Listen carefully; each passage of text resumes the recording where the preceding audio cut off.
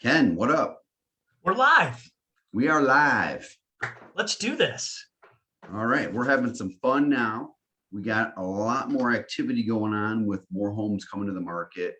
More homes coming to the market means a little more things for people to look at. And then it's leading to some other things that are going on, which is the topic of this discussion.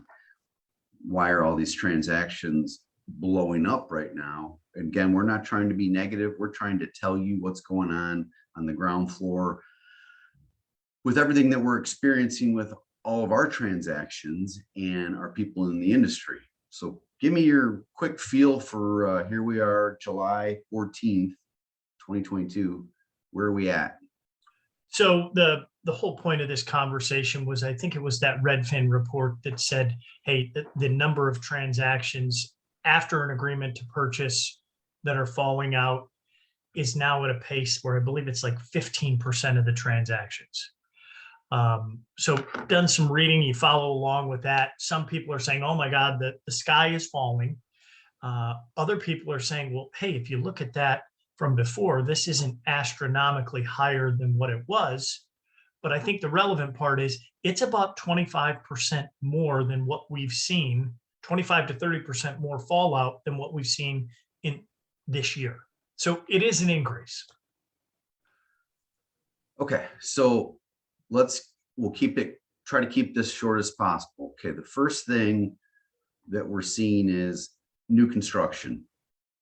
Tell me what new construction, why are those deals blowing up right now? New construction they're struggling there because there's a percentage of the population that had signed purchase agreements that no longer can afford the home, because when they signed the purchase agreement for that new construction home, rates were at 3, and now where rates are just barely under 6. So the cost of interest has doubled. So they're getting close to the finish line. Their home is about done.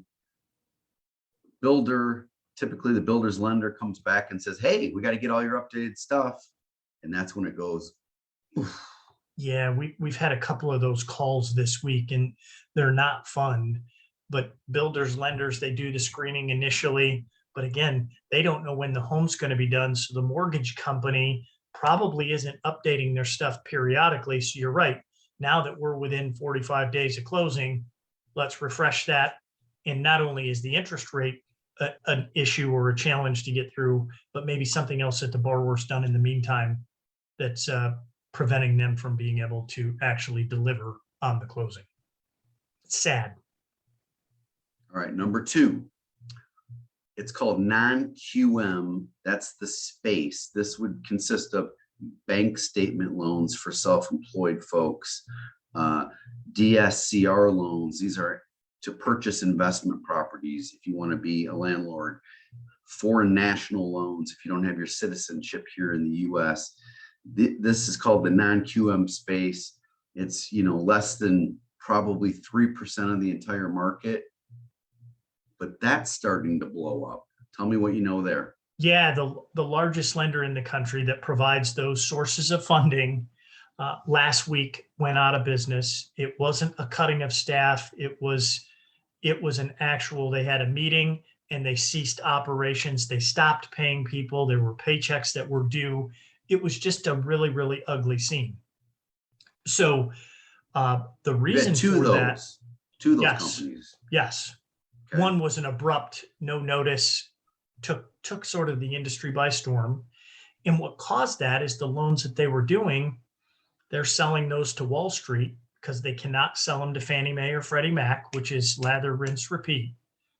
Wall Street decided they only wanted to buy about half of the loans that they had, and it caused a liquidity crunch for them. No more capital to lend. So that's disturbing, because now Wall Street is saying, hey, some of those loans we may not want to buy. And that has everything to do with the inflationary risks and concerns and, cost what we of may be coming funds up against. borrowed, etc. Yeah. Okay. All right. So number 3, now that we're not in a all cash offer environment, we're having inspection issues, which are normal. Those happen in a normal market.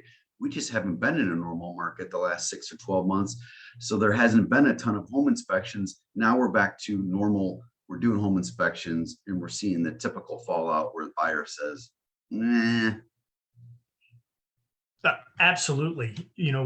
We've been seeing this for the last 2 or 3 months where the inquiries that we're getting about buying a home has slowed down. So that whenever that's the case, meaning that we're past the frantic stage, right? People were saying, I got to buy a house because it's going to go up in value and I got to get this done right away. Now people are slowing down with even reaching out to get started in the process. So that just means there's a little more concern about what's going on. And then that obviously moves forward into the process. All right, I'll buy this house. Well, now I get to do an inspection and I get reminded of every home's got issues. But if they're worse than what they were expecting, the buyer now has the ability to say, I was buying the home at 400,000, assuming all of this was in good repair. And now it's like, I'll still interested in proceeding, but either that's all got to be fixed or I want a little bit of a discount in order for me to incur those expenses, after closing. And that's all normal, except we still have a hangover from the seller side where some of these people may have been thinking nobody's going to need to do an inspection from a couple months ago. And then you've got their maybe digging in their heels and go, no, take it or leave it. And then they have to go find another buyer, lather, rinse, repeat. All right. So the first one was qualification issues, basically debt to income ratio. The second one is mortgage space is tightening. Some of the loans that have been available the last couple of years are going away. And then the third thing is normal home inspection issues. These are why deals are blowing up once they go to contract. Let's get out in front of that for a second and talk about what's going on with the buyer before they get to contract and what's messing with their heads from a psychology standpoint. Kind of what you mentioned, there's much less lead activity or interest to purchase a home right now than there was 60 days ago. Talk to me a little bit about that. Yeah, so it just leads to uncertainty or a lack of conviction of wanting to move forward. Obviously, the higher interest rates, we've seen that movie now for the last 6 or 8 months where we've been on that increase. So that's starting to get digested. Then we follow that up with the inflation news and just it costing people more to live.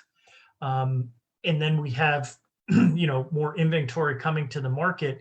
So somebody's saying, I want to wait for interest rates to come down. I want to wait for property values to possibly mellow out or even out. I want to wait for the economy to make sure that I still have conviction that my job is everything that I think it will be. And so it just gives people just enough, I think, of a seed of doubt to go, let's wait another month until I get a better idea of what's going on and I'll revisit it at that point. Okay, so let's dig into the inflation component of this. This is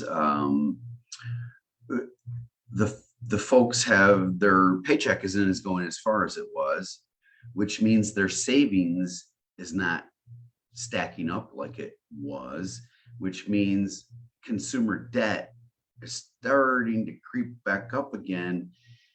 And then when you start to see balances on your credit cards and those statements are coming at you every month, there's a little bit of gaslighting that goes on there in terms of, whoa, I don't think I'm ready.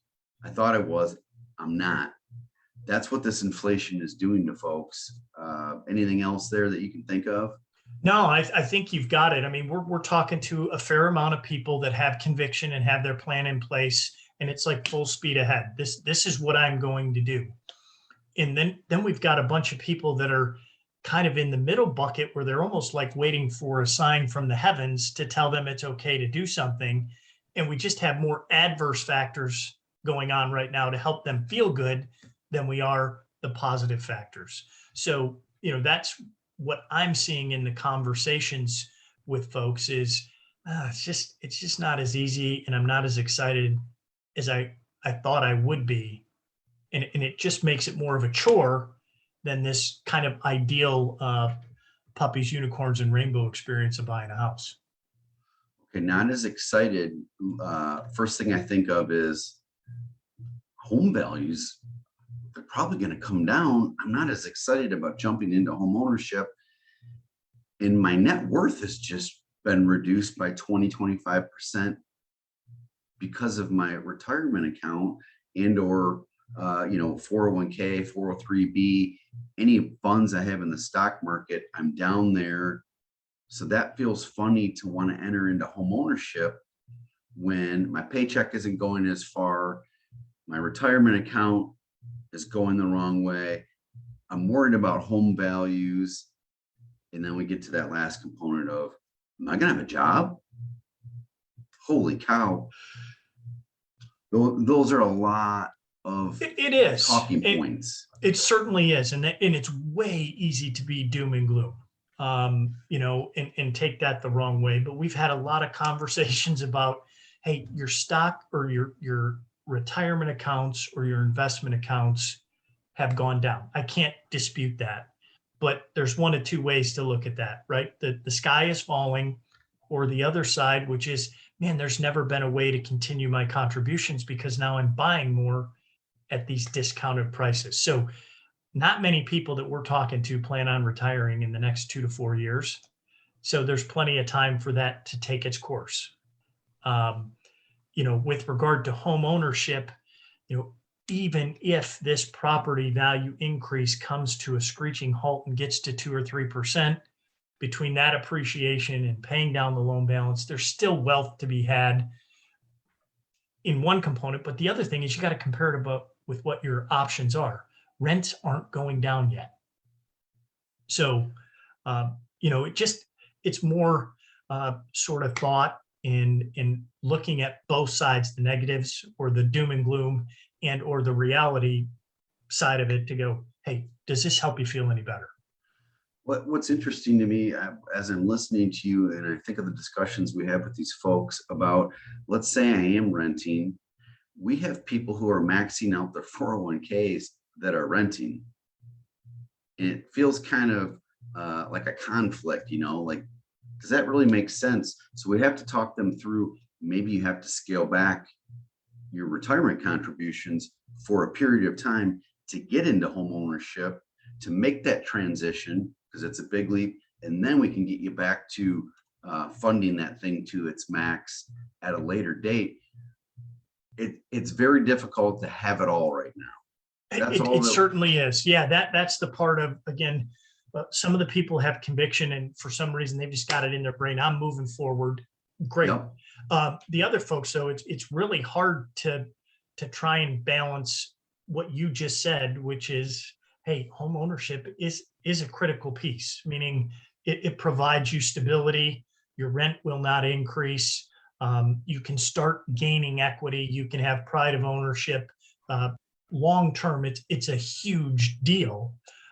But boy, it's just awful easy right now to go, it doesn't feel totally right. I just want to pause for a minute. Oh, that's okay, folks. We get it. Yeah. That's all we're trying to say is we want to talk through each one of these talking points with you as you prepare to embark on your journey, because that's all we do all day. So we totally get it. This is not doom and gloom. This is reality of the market that we're in right now. We're going to be in this spot for probably a few months for some of this stuff to wind through the system, but there's going to be much more to look at. So that's exciting. Yeah, the inflation concerns, we've got another month or two of the bad news coming out just because of how that number is calculated. But that should start to subside, and we can get back to maybe something that you can be more confident in what to expect. Good stuff today. Thanks for sharing. Ditto. Like and subscribe if you're watching this on YouTube at a later time. And thanks, everybody. Have a great rest of your week.